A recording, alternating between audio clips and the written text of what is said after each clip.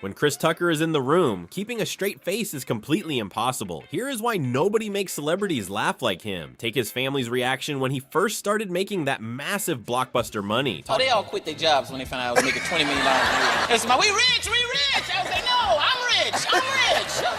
You get your jobs back before it's too late. And it's not just his family. The man has the most insane casual connections to the biggest figures in human history. Seriously, look at this list. He knows everybody.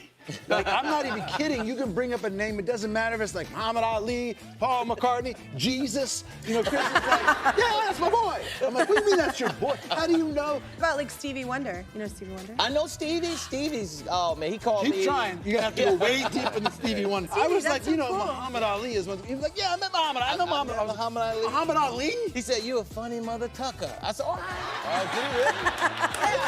Met Mandela. Met Mandela. Oh my God. Went to Africa and he was like, where is Chris Tucker? I want him to meet my grandkids. Now you know I want to be Chris Tucker. But knowing powerful people can get you into a lot of trouble, like the time he went to Africa on a diplomatic trip and got completely blackmailed into doing impressions. To Africa one time with Bill Clinton. He invited me to Africa, man. He invited me. He said, Tucker, you want to go to Africa with me? I think you'll like it. You're black. I'm black. I think you'll like it. So I started doing the impressions, man. Everywhere we went, he wanted me to do them. We in little parties at night. Tucker, come do me. Come do me. Come on over here.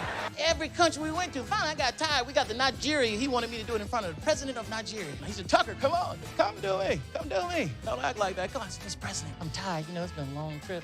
Maybe I won't do it this time. Tucker, come on now.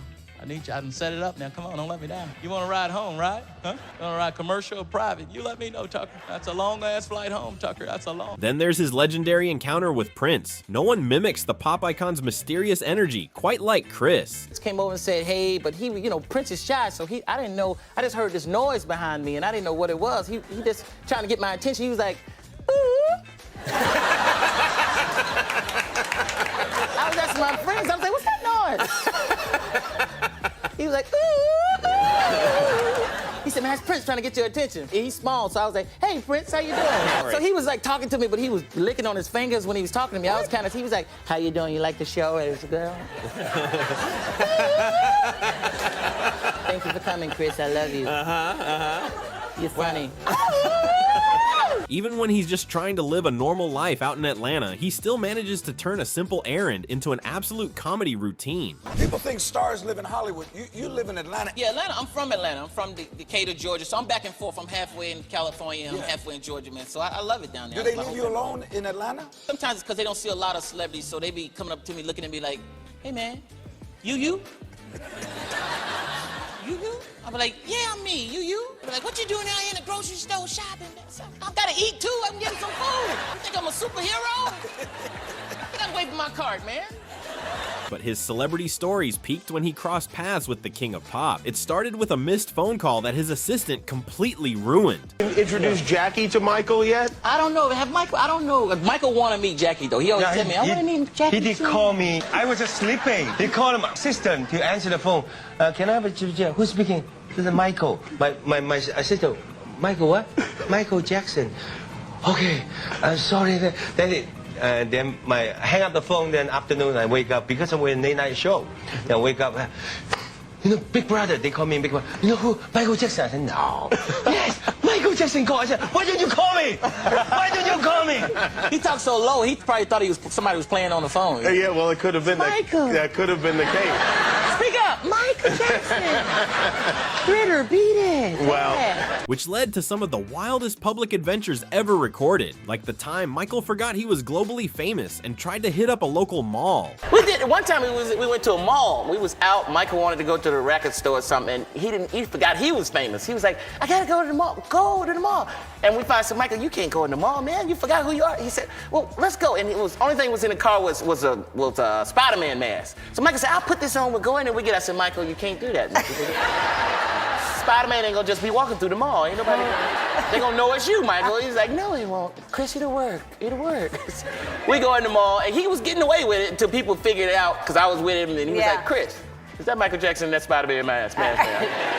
No, that's Spider-Man. That's Michael Jackson. All of a sudden, the mall went crazy, and they had to scoot us out. You should have seen it. Or the time they went to a crowded movie theater, and Michael's idea of a stealth disguise backfired instantly. Do you ever go in public anywhere with Michael Jackson? Because what's that like? You know what? We go to the movies sometimes. We go to the movies. Both of us like going to the movies. So we go to the movies, but it's hard because Michael got to sneak in the movie right before it starts. So Michael come in there like with a ninja suit on. He's hiding and all black. All of a sudden, I'm sitting there, where's Michael? And then I turn around, he's like, hey, Chris. I'm like, oh, man. How long you been here? About 5 minutes. I'm sorry. Did I scare you? Sorry, Chris. We watching the movie. He's the loudest person in there. Really? Yeah, he's watching the movie like, hee. I said, Michael, would you shut up before people see you? I'm sorry, it was funny, Chris. Yeah. Chris's fame eventually went global, but when he landed in Hong Kong to film, he quickly realized the locals had him confused with a completely different superstar. See, my fear is that all people in Hong Kong will think all Americans now are like Chris Tucker. Oh, man. Hong Kong. I was the only black person in Hong Kong. I was looking for black people. I said, where are the black people at? No black people, no. They thought I was Kobe Bryant, man. They didn't know who I was. Really? Kobe Bryant? Like, Kobe, stand my autograph, Kobe. We love you. And working alongside Jackie Chan in China sounded like a dream, until Chris realized what it was actually like trying to keep up with his entourage. What's it like in China with Jackie Chan? Is it just ridiculous? He's the man. Jackie owned everything. He's like, you like hotel? He said, you like hotel? I said, yeah, it's my hotel. That's my hotel. No. So I got to do more movies. And then he was like, wow, you over here. I said, I came to see you. What do you think I'm over here for? You're the only person I know in China. But he really just goes over and just like walks around with like 15 people, and then I'm like in the back of the 15 people. Jackie, wait up, hold up. This don't look right, man. We supposed to be together. He said, oh, come on, restaurant. We go to the restaurant. Of course, before he was a global star, he was just a class clown, testing his teacher's absolute limits. I used to get on teachers' nerves. They used to hate me. They used to get mad. They said, listen, Chris, if you act up again, I'm gonna call your mama. I said, if you're gonna call my mama, you're gonna have to pay the phone bill because the phone been cut off for 2 weeks. He's sick. Go to the principal office. But I didn't care, because I was in the principal's office so much, I was cool with the principal. We were tight. He'd be like, what you do this time? Call my mama, pay the phone bill. Man, you crazy, you crazy. You a fool, Chris. You a fool. Once the fame caught up, his bond with Michael Jackson reached legendary status. He even tried to finesse a luxury car out of him. Would give you anything if you liked something. Like I was just complimenting a flat screen TV he had, and he gave it to me. I was like, Michael, I didn't want the TV, but then the black came out of me. I started liking everything after that. I was like, I said, Mike, I like that Rolls Royce. That's a bad Rolls Royce. Not the old one, the new Rolls Royce, right there. He was like, you like it, Chris? I said, yeah, I like it. He said, you sure you like it? I said, yeah, I like it. He said, well, you better go buy one, because I ain't giving you my Rolls. I gave you a TV, damn. While he couldn't talk Michael out of a car, he had much better luck with Charlie Sheen's Ferrari. Charlie let me borrow his Ferrari, man, when I was like, I don't know, 24 or something like that. It's like, Charlie, let me borrow your Ferrari. He was like, okay, sure. I was like, what? I kept that Ferrari so long, he forgot I had it. He said, do you have my Ferrari? I said, I think I do. He said, you want to bring it back? Okay. But it wasn't always easy. Early in his career, he invited his brothers to watch him perform, and the ride home was absolutely brutal. But my brothers, they was all laughing at me like, all right, I'm gonna come down and see you perform. And I invited them down to the comedy club, and they was down there, and I was on the list, but you know, being a comedian, you might not get to go up. It's not guaranteed. So I didn't get to go up that night, so I had to ride all the way home, and they was in the car. I thought you was a comedian.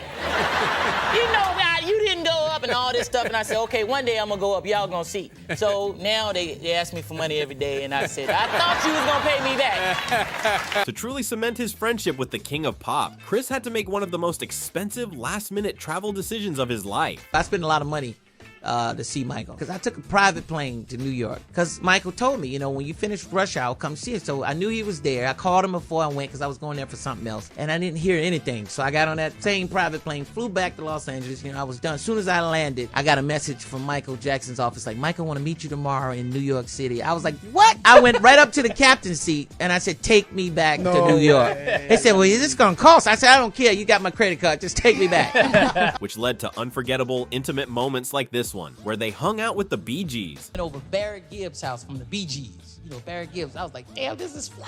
And all of a sudden, both of them started singing. They were singing, How Deep Is Your Love? I said, God damn. It was just me and a dog looking. The dog was even surprised, like, damn, this fly. Right here, Chris. So they started singing. Michael started singing first, man. I never heard him sing live before. He was like, how deep is your love? How deep is your love? I really need to know. And I got caught up and came in. Come to you on a summer breeze, and you know I said, and you know it. And Michael was like, Chris, no. But even with millions in the bank, family will always call looking for money. Luckily, Chris has the ultimate excuse ready. Mama calling me for Christmas, wanting a Christmas gift and shit. I always want something. So, Mama, why the every time you call, you always want something? Why the you just can't talk? You know I ain't got no money. I told her, I said I'm broke. Broke as a mother. I'm so broke, if a rob me, he'll just be practicing. And we all have that one neighbor who overstays their welcome with your property. You ever had a neighbor that borrow your shit and keep it so long, you have to borrow it back? I told you, you got a broom I can borrow, man. No, you got my goddamn broom. When the movie money first started rolling in, Chris made some classic, hilarious rookie financial mistakes. Spend money on. I was spending too much money. I was just acting crazy. I bought 2 houses right next door to each other. It was crazy. I said, I'll take that one too. I don't want nobody to mess with me. I was borrowing stuff for myself. I said, you got some sugar I can borrow? You know we got some sugar. I'm you and you me, man. Even on set, the cultural differences between him and Jackie Chan led to some amazing misunderstandings. First rush hour, Jackie Chan would give me a gift. Every day he'd send it to my trailer. Yeah, I'd be like, what is going on? I'm like, he's so nice. And I had to buy him something out the wild. I said, I gotta get him something. But then I realized he's from China. They make everything over there. He was getting it for free anyway. But nothing tops his legendary stand-up bit about completely testing his mother's patience in the middle of a church service. Chris, shut up. You hear me? Shut up. And I knew she couldn't get up and move because it was in the middle of the church. So I said, Mama, you shut up, Mama. Mama.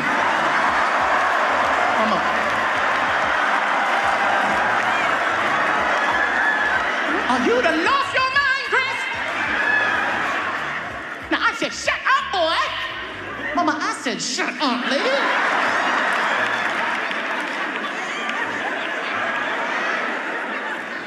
You wait till at the church. You wait till at the church, Chris. Now, Mama, you wait till at the church, Mama.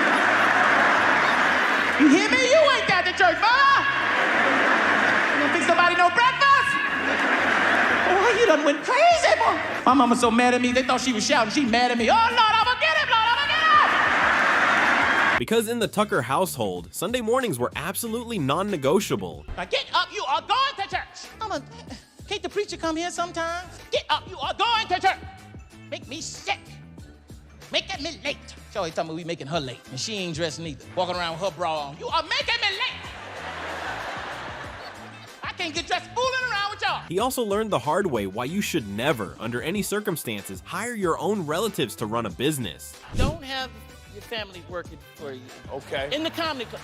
Because my family worked for me in my comedy club, and I went there. The club wasn't making no money, but everybody had new cars. And that's what... My brother was drinking up all the inventory. He's like, I gotta try this stuff, man. Make sure it ain't strong. How long did it last? About a year. That was it. Who made the call to shut it down? I did. I was like, this is over. I'm not making no money. This is gonna mess up my movie money. Were they upset with you? My dad was upset with me because he was the cook. He was like, what am I gonna do now? I said, be my daddy. And his co-stars definitely had to learn how to deal with his schedule. Every day I couldn't wait to come on the set to see Jackie Chan. I was late most of the time, but when I got there, Jackie was there waiting with his legs crossed saying, where's Chris Tucker? We are late. Which brings us to the on-screen chemistry that gave us some of the greatest cinema history ever caught on. That's right, Lee. For the last 3 years, I've studied the ancient teaching of booty. Booty. Chris might play a cop in the movies, but in real life, his feelings on traffic stops are a completely different story. My nerve, though, because they ask stupid questions. I was driving one time. The cop said, didn't you see me back there? Why you start speeding up? I said, because you was catching up. That's why I thought, you stupid stuff. Pay this ticket. Yo, you paying for me. I just throw the tickets out there when they get mad. I think cops are childish. Hiding in the woods waiting for somebody to speed, that's childish. Tired of talking to squirrels and birds, they want to pull you over and talk to you. That's all they want to do is talk. That's all they Why want. you ain't got your seatbelt on? Because I want to die, I want to die. you think I ain't got on? I forgot it. If you care about me, don't give me a ticket. Let me go. Just tell me to put it on. They don't care about you. And he could never quite stop breaking character on set, no matter how many times the director. He also has the perfect warning about trying to date the smartphone generation. You think you date a little younger than you think that's cool. That ain't cool, man. Because this new generation, something wrong with them. I don't know what's wrong. I'm serious. I was dating this girl, and it was going good. You know, I thought it was cool. I said, this is going to be good. And we got close. It was wild, and we started making love. And I was like, this is good. She might be the one. She might be the one. And I opened up my eyes, and she was tweeting. I said, what the hell you doing tweeting? What is wrong with you? Put that damn phone down. You are rude as hell. She's like, people need to know what you're doing. I said, no, not this, no. I took the phone. I said, what the hell are you tweeting? Talking about Chris handling his business. I said, you can tweet this, but that's it. That's all. What the hell is wrong with you? No matter how many years pass, nobody does it quite like Chris Tucker. Let's close it out with the most iconic blooper of all time.